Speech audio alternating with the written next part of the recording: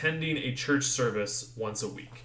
Like, that's not the most important thing that we do. That's a part of it. So, as we're talking about life, as we're talking about what this new life that Christ keeps talking about actually looks like, we've been going through different aspects that Jesus kind of redefines, and this is supposed to look different than everybody else. So this week, we're talking about the big one, which is love. And this is kind of, I don't know, it's kind of a cheesy one, I guess, but, and it should be a tough one. It should be the toughest one, and it should be one that we talk about all the time. So, I wanted to start off, maybe you guys have watched this video, I don't know. So, there's a YouTube channel that has been, I think it's like the big YouTube channel right now, that John Krasinski from The Office has been doing, and it's called SGN, or Some Good News. So a couple of weeks ago, he posts these every week, although I think he did the last one this past Sunday. But a couple of weeks ago, he posted this one. There it is. Wanted to help make her son's day a special one. Well, she got a few responses. We had a great turnout today, and we ended up with 310 Jeeps. Great outpouring of support for a special kid. This is the best birthday present ever. Speaking of birthdays, last week we covered the incredible story of Captain Tom Moore, who single-handedly has now raised over £36 million for NHS charities. The even more incredible story? He turned 100 this week. And, well, he got the birthday wishes that a hero deserves.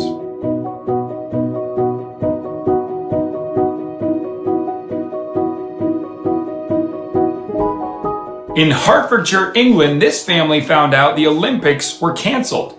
Their response? Nah. Once you get on, just shuffle back. That's it.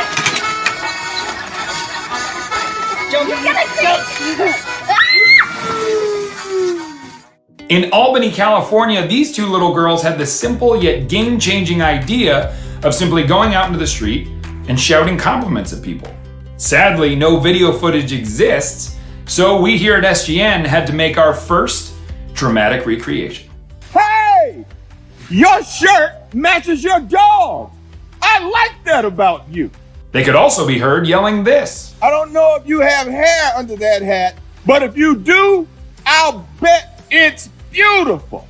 And perhaps my very favorite compliment was this. Your dog's face is almost as cute as my face when I was a baby.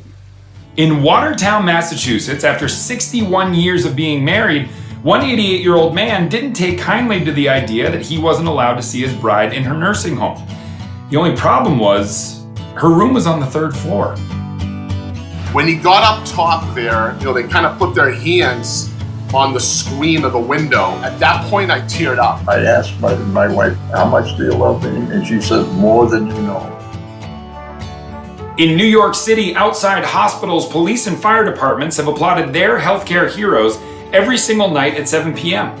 Well, this week, one FDNY firefighter decided to take his gratitude to a whole new level.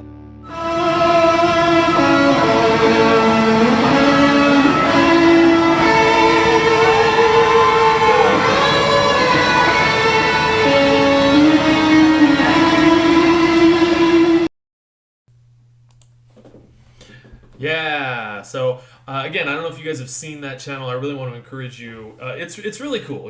They always focus on the good stuff that's going on right now in the midst of all of this pandemic. And that's that cool thing, is that we do see these acts of love that are going on all over the place. Like, I know some of you guys have already participated or have seen some of the caravan drive-by sort of things like that. There's another one happening today for Charlie. We're going to be doing... the different ones where there was the 100-year-old guy that got the tons and tons of birthday cards, and then my favorite is the girls that just stand on their front, in the driveway, and just yell out compliments to people. Like that's love, right? And I think that's the tough thing, honestly. Like, as strange as it is, it's tough about this subject.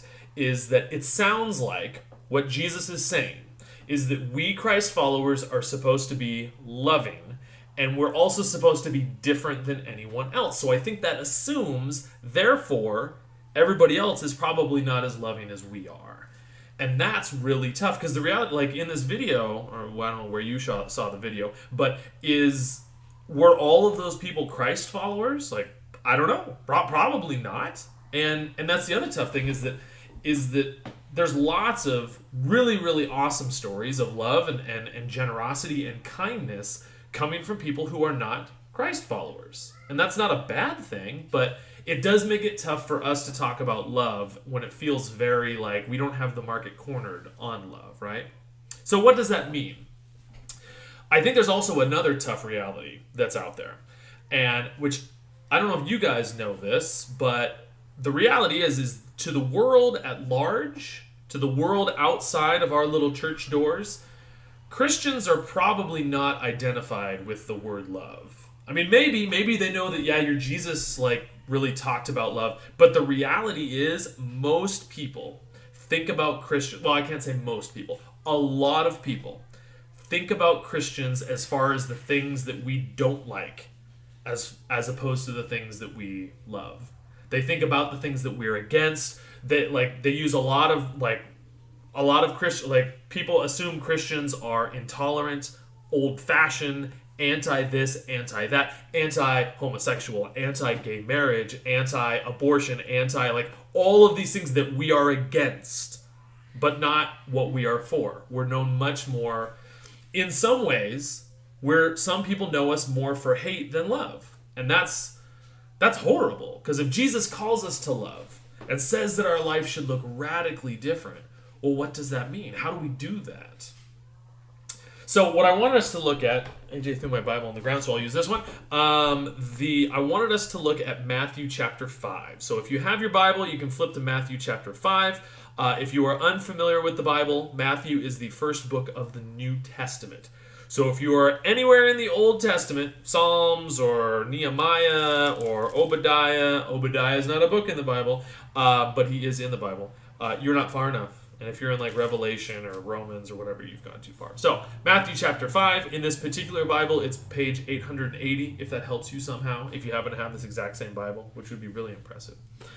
And we're going to look right there at the end, pretty popular or common phrase. We're going to look at verse 43. And actually, I'll put it maybe right here. Let's see if I can do that. Can I do that? And ka-chow! There we go. You have heard that it was said, love your neighbor and hate your enemy. But I tell you, love your enemies and pray for those who persecute you, that you may be children of your Father in heaven.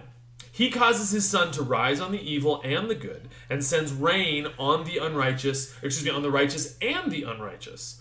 If you love those who love you, what reward will you get? Are not even the tax collectors doing that? And if you greet only your own people, what are you doing more than others? Do not even pagans do that?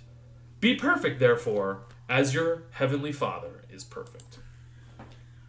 So, hopefully you guys have heard that passage before. We talk about it. I hope we talk about it a lot. It's a pretty, famous Jesus passage, loving your enemies, right? So, on the basic side, the message you guys have hopefully heard before is, whether you remember it or not is a different story, but is the two questions. One, it says, you have heard it said, love your neighbors. Jesus challenges that at various points. Like, remember about the Good Samaritan. The question, the reason he tells the parable of the Good Samaritan is to answer the question, who is my neighbor? And he says, this rabbi passes him by, this Levite passes him by, and the Samaritan, the most hated people in that culture, stops to care for him. Which one of those three was truly his neighbor? And the guy begrudgingly says, well, I guess. He can't even say Samaritan. He says, I guess the guy who helped him is the neighbor. So that's the first part. When Jesus says, you've already said love your neighbor, and your neighbor is whoever. But then he throws in the word enemies, and he says, I'm telling you, love your enemies, those people who persecute you and despise you. So for us, again, kind of that basic message that you've hopefully heard before is not only loving your enemies, but also the reality for us is, my guess is we probably don't use that word a whole lot. I don't know if I was going to ask each one of you who are your enemies, if you really would have a list. I bet you a lot of people would say, well, I don't have any enemies. I don't really like hate people and whatever. But I think the reality that we should expand is that think about people that you don't get along with, people that you just don't see eye to eye with, people that you disagree with.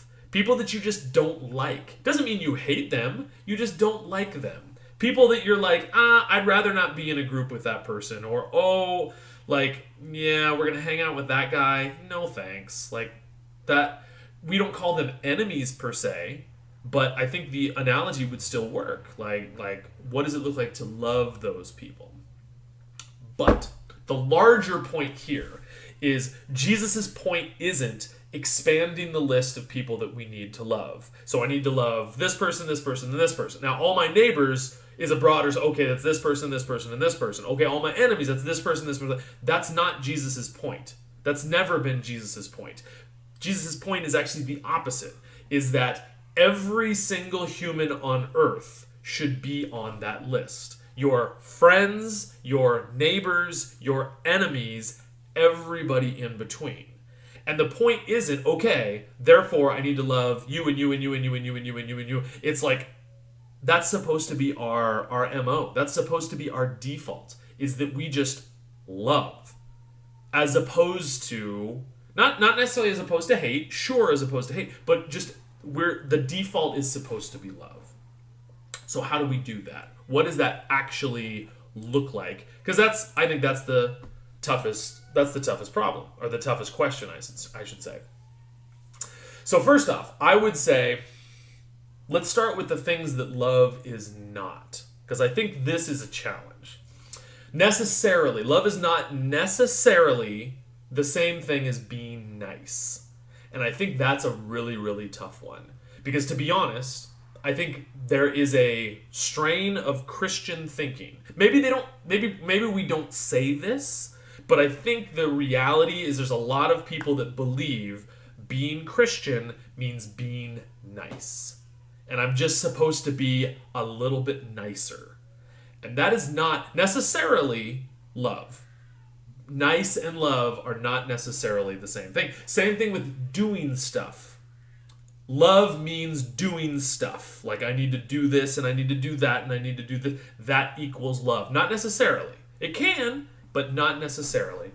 And then the third thing is, love doesn't necessarily mean like romantic or passionate love. Like, I'm in love with you. That's not necessarily what it means.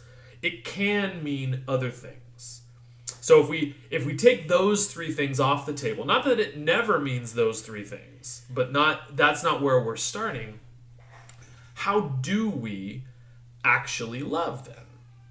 And the place I like to start, and it's a challenge because what I just said, it almost feels like a contradiction, is that if you go to 1 Corinthians chapter 13, this is a really famous passage. They read it virtually every wedding. I actually specifically asked, please don't read it at my wedding, because it was like, oh, it's done to death.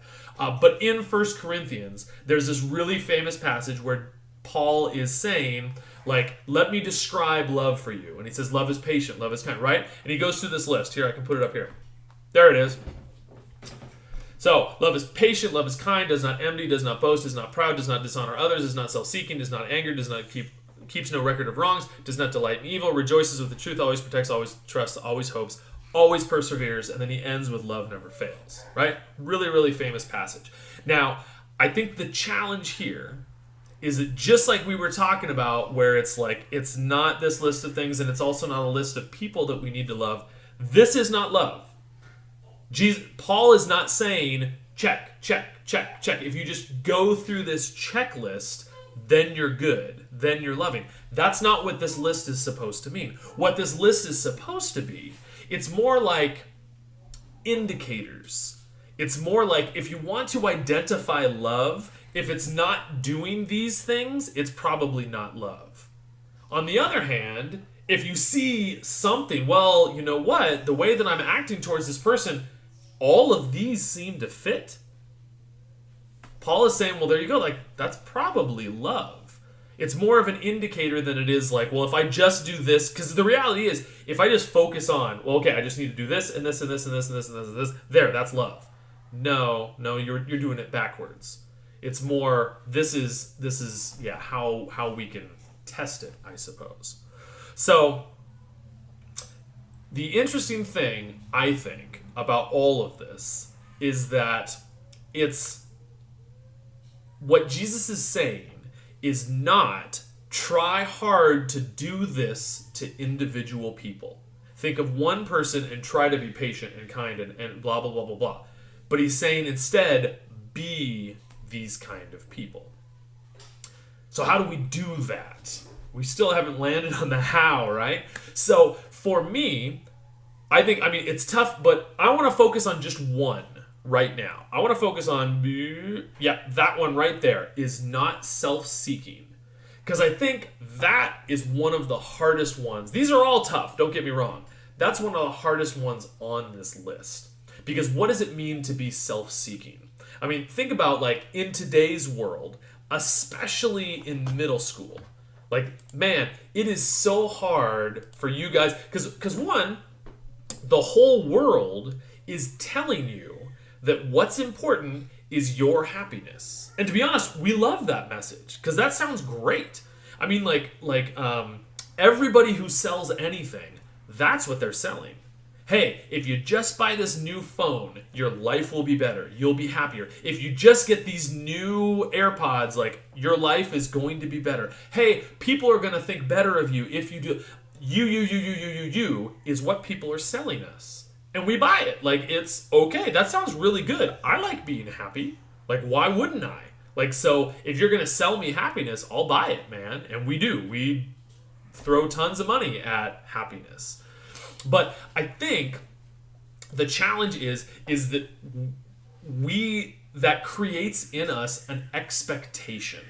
And my guess is for all of you guys, we've all experienced the expectation that I expect that I should be happy and entertained every moment of my life. Because if I'm not, if something doesn't make me happy or doesn't entertain me, I shouldn't have to do this. Because how often have we complained, this is boring? Like, I don't like this. I don't want to do this. If that didn't matter, then that complaint would be meaningless, right? Whether you want to do it or not, you have to. What's the point? Well, I don't want to do this. We're expecting a statement like that to matter, right?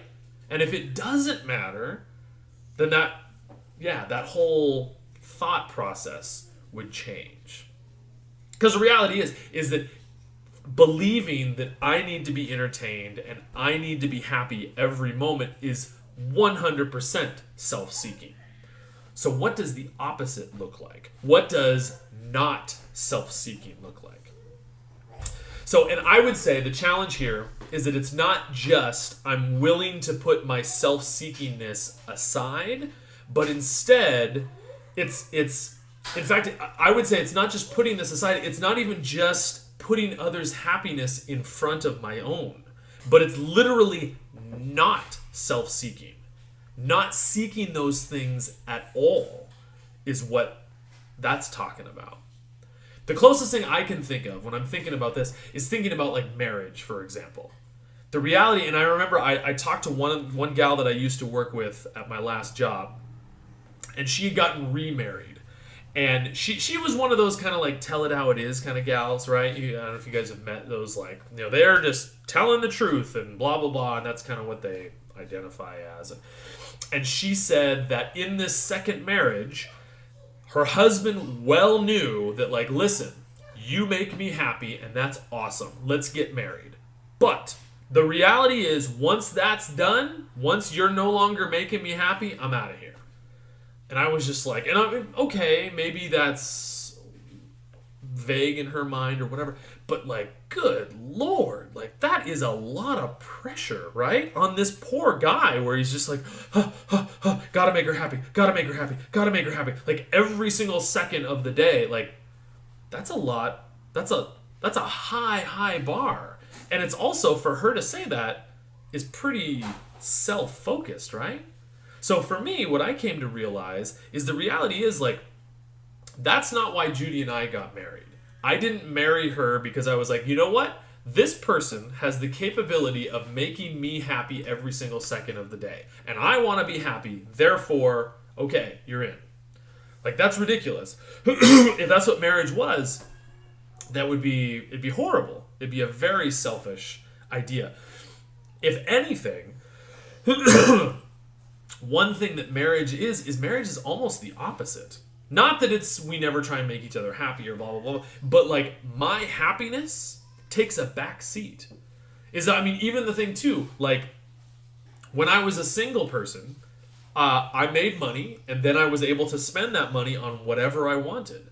But now I don't have that option anymore because it's not just about me. Is that if I'm going to go and like, hey, I'm going to buy some new AirPods, like, well, hang on, like, what are the needs of my family? What are the needs of my wife? What are the needs? All of those other things come before my own happiness. So instead, what I think marriage kind of did was it was more this picture of sacrificing that for that team. Because instead, here's Judy and I coming together to tackle life together. How do we do that? Like, that's by putting both of our self aside. So, how do we, what do we do with all of this? Where I wanted to kind of land this boat was these four right here. You guys see these? Always protects, always trusts, always hopes, always perseveres. If you've ever heard this, well, I read it to you, I guess, but this is such a powerful way. It's almost like this build and build and build, and then he just hits you with this love always protects and always trusts. It's a very powerful way that it lands, and it's a beautiful picture, I think, of like life could look like that. I mean, why not? Why couldn't we be people who always protect and always trust and always hope and always persevere? We could be. That's beautiful, but I think the reality is that we know always is impossible for humans. Like, we are going to slip up, we're going to forget, we're going to get distracted, whatever is going to come up. So this is not something that's possible for humans to do, always. But it's not impossible for God. God is an always kind of a God. So in fact, I would say not only is it possible, it is only possible for God and with God. To be these kind of people, that's something we need God for. So my challenge is, and I've been giving you guys challenges, and it's been really awesome to hear your guys' feedback on this, because I keep trying to kick it up a notch. Because like some of them are real easy. Like, let's be honest, just writing something down is pretty easy. If you didn't do that, like, okay, like go back maybe, start there, because those were the really easy ones. I want these to be a little bit harder. Like, and hard doesn't mean like it's going to be more taxing or more grueling. It means you got to be a little bit more honest. It's harder internally. So my challenge this week is what I want you guys to ask God. Is I want you to ask God a really scary question. I want you to ask God, God, how can I grow in love? Help me love more. Help me grow. Because the challenging thing about this is, if you ask that, God loves these sort of prayers, because God will do that, and He will give you a way that is really hard to love. He will give you some challenge that almost seems impossible to love. And it's only going to be through you connecting with Him and growing that you will find a way to love. Because if you actually want to grow in love, it means it's something that you don't see a way to love in right now. You're going to have to grow in order to love. So that's a scary prayer. But it's a really powerful prayer. If we actually want to grow into these kind of people, those are the kind of prayers that we're going to have to pray. So right now, let me pray for us, and then don't forget, we've got our Zoom call right now, and then we can hop on and talk more about this. All right, let me close that and pray. Father, thank you for this morning. Thank you for this time that we're able to share together. Oh, and for the way that you love us and the way that you help us love others. Yeah, help us grow in that. Help us want to grow in that, because to be honest, that is a scary thing. But yeah, help us see what that looks like. Give us the courage to ask, the courage to grow, and the strength to follow you in that area. Be with our whole church and our whole society as we're struggling with this whole pandemic and coming out of it and going back and whatever that looks like. I pray for your wisdom to be with all of us in this time and the times to come. We love you, we thank you, and in Jesus' name.